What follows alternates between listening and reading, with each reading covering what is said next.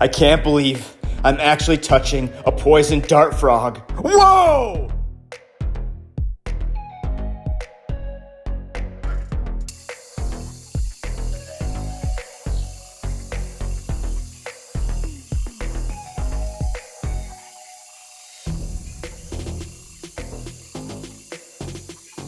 Hello everyone, and welcome to Tommy's Reptiles. In this video, we'll be talking about poison dart frogs.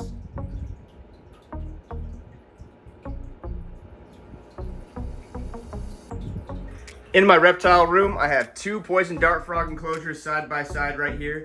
The one here on the left holds my two Dendrobates tinctorius dart frogs. One is a green Sipilowini, and the other is an Azurius.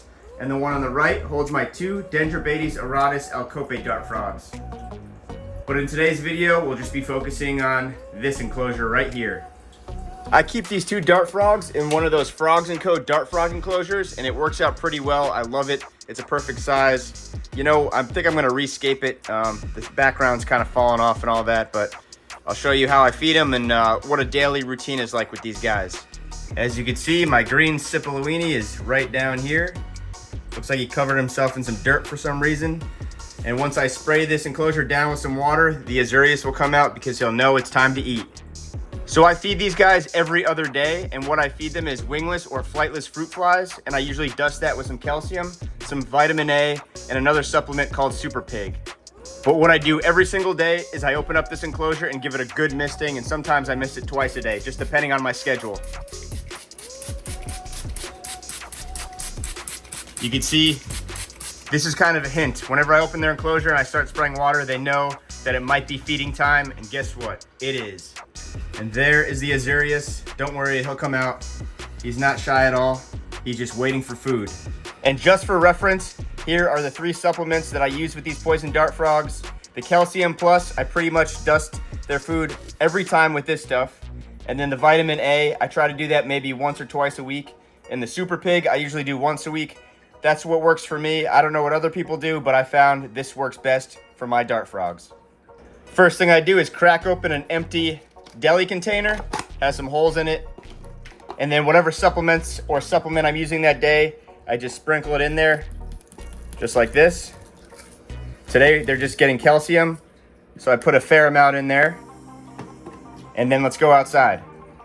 And I do this next step outside because I don't want fruit flies roaming my house, even if they can't fly. So I take them outside, put them on this table, and then kind of knock them off the top, and they all just sprawl out all over the place. And then that's pretty much the amount I give them every time, sometimes a little more, sometimes a little less. I try to keep it random, like it would be in the wild. Let's go feed these guys.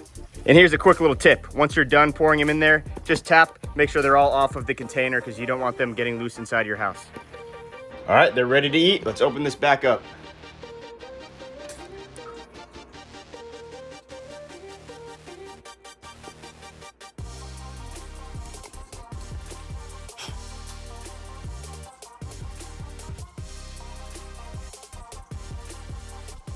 Once they get a good amount of food, I'm gonna put some fruit flies on my hand, stick my hand in there and see if they'll eat off of it. One of my goals is to put some fruit flies inside of my hand, open it, and have the frog hop right in my palm and eat off of my hand. I think that'd be absolutely awesome. A very important thing to note is before I come in any contact with these guys, I thoroughly rinse my hands with distilled water to make sure there's nothing on my hand that can bring these guys any harm. It's also important to note that I am in no danger coming in contact with these poison dart frogs because the thing that causes them to be toxic in the wild is the ants that they eat, and in my house all they eat is flightless and wingless fruit flies. You can see that this frog is a little curious and he's eating some flies off of my thumb, and maybe one day he'll eat flies out of the palm of my hand. But I'll tell you what, it really seems like they're not afraid of me at all, which I'm happy about. When poison dart frogs are scared, they either hug the ground or play dead, and it seems like this guy is not scared at all. For the future of this enclosure, I want to completely rescape it. I want to add higher levels so they can go up and down more. I want to add way more plants, and I'll probably add an automatic misting system. But these guys are doing great. As you can see, they're great eaters. They get along perfectly fine. I really hope that you enjoyed this video, and thank you for watching Tommy's Reptiles.